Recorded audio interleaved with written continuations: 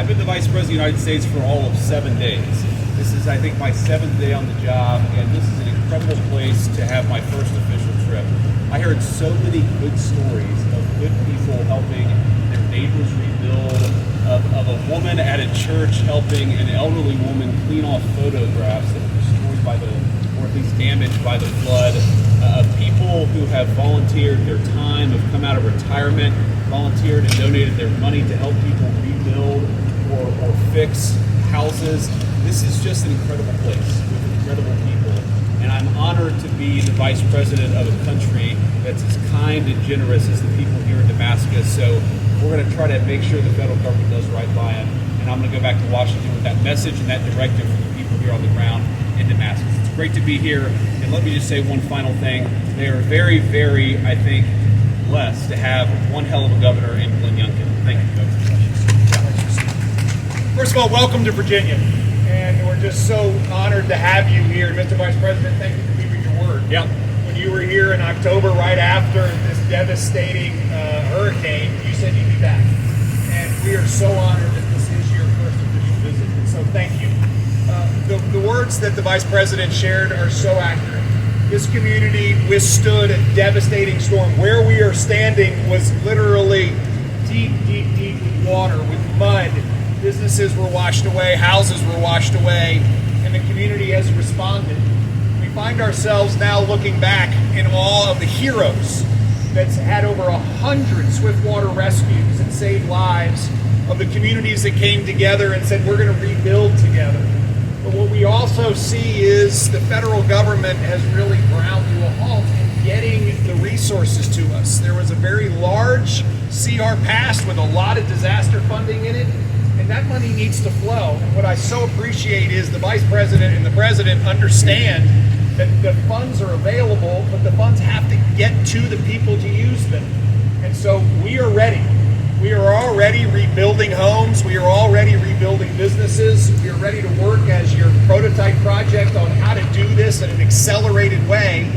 And I think everybody here is encouraged to hear the Vice President's words that we're going to go to work together in order to streamline these processes, to get the bureaucracy and the red tape out of the way so that Virginians and Tennesseans and North Carolinians and South Carolinians and Georgians and the folks in Florida can get the resources that we need, and particularly as we see the devastating fires in California, there's another process there to be had. So, Mr. Vice President, I cannot tell you what it means to this community, to Southwest Virginia, to Virginia as a whole, for you to be here and to work with us to make sure that when we are rebuilding in a way that everybody in the nation can say, that's the way to do it, that's the way to do it. Great. We'll take a few questions, guys. So really what we're going to have to do, where there are major gaps in flood insurance, is to ensure that the people's government is actually helping people rebuild and recover after these terrible floods actually happen. Yes, there are things that we can do to make flood insurance more available. I think there's some regulatory changes that we can engage in. But the most important immediate thing that people here need is help recovering, help rebuilding, and that's what we're going to do. The basic thrust of Donald Trump's administration, whether it's defense policy to helping people in Damascus, is we're putting people over bureaucrats. Bureaucracy has for too long stood in the way of the people's business. That's going to stop, and we're going to fight to make sure it stops every single day. Vice President Vance. Do you have a timeline of when we might be able to see some of that federal response, or even some of the state response? There's a hole around the border that's been split in half. The gentleman sitting in the mother, I don't know if you guys have seen the picture, she said the mother has had insurance, had flood insurance. The problem was she couldn't get any federal insurance. He said she could run through all this rigmarole, and he's just looking for an answer. What could you possibly provide? Look, as soon as possible, right? We need to get back to Washington. We need to figure out what the holdup is and actually power through that holdup for people. Every single day after today is too long. We recognize these things don't always happen as quickly as they can, but the big difference now compared to a week ago is that people actually have an administration that's going to help them power through that bureaucracy. We're going to fight for them every single day. We're going to try to get that money as soon as physically possible, because that's what's necessary to help people with this. And I can tell you that we heard from business leaders today that even in the last week, they've seen more movement than they had seen before. And so this is the opportunity for us to Yes, cut through red tape, cut through bureaucracy. The state level have $127 million budget amendment in to supplement what has already been at least appropriated by the federal government. Now it needs to come out. And this is a sprint because, as the vice president said, folks can't wait. They've been waiting for 4 months since this storm, and they don't need to wait another day. Absolutely. Vice President? Yeah. Yes, in 7 days of being in office, getting to 2/3 of all of this deficit. And I want to ask you about East Tennessee being part of the funds to help people. I know a lot of people are persevering, and we want to know if East Tennessee is going to be a part of that, and how this is going to be you guys and you guys. The community is working great.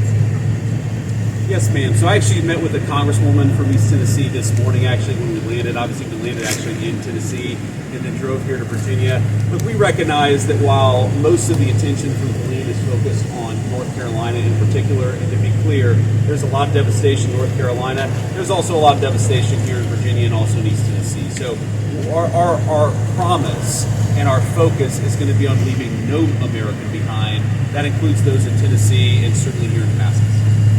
Mr. Vice President, can you preview at all what some of the specific cases you'd like to see with regard to FEMA's response? And does that include possibly eliminating the agency's presence? Well, so first of all, it's not just FEMA, right? There's Housing and Urban Development, there's the Department of Agriculture. There's a lot of different agencies that are coordinating a response to this particular problem.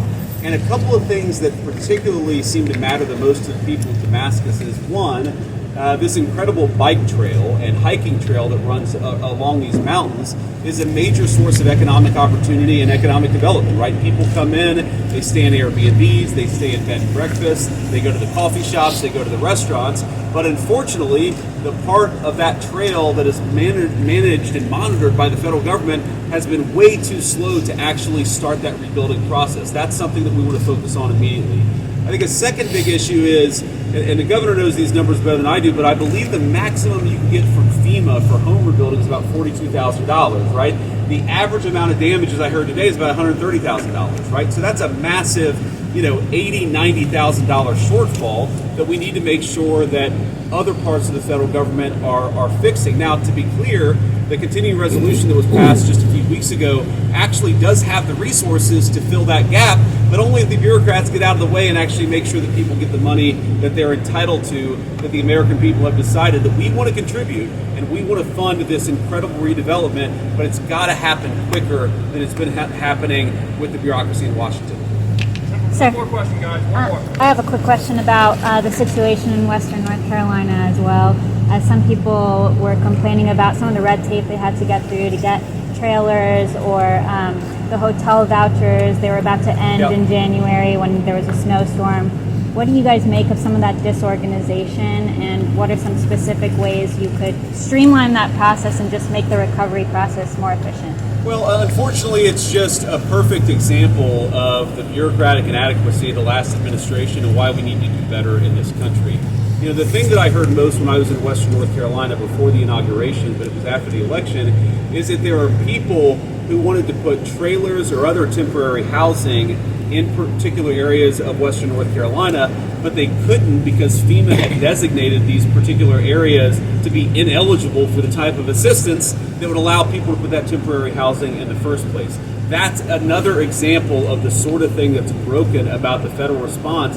And it's actually, when you have such great governors like Youngkin, and you talk to people, and it's like the local government's working, the state government is working as hard as it can, the local communities and the nonprofits and the churches are working at breakneck speed, and yet you have the federal government out there, the biggest institution with the most money that's not doing its job. It just drives home how much better we can do. And I think one of the takeaways of just my time the last week being the people's vice president is they should have higher expectations for their federal government. I talk to so many people who will say, in effect, well, it's the federal government, the bureaucracy, the red tape. No. The bureaucracy and the red tape is not an excuse for the government to not do its job. We're not going to be perfect. We never will be. Government is as fallible as the people who run it, but we can do a heck of a lot better than we have over the last few years, and that is something that President Trump and I are committed to doing. And let me just leave you with one final thought. I know that a lot of the people watching in the local news, look, this is a part of our country, Appalachian, Virginia, that has been ignored and left behind for decades, for generations in this country.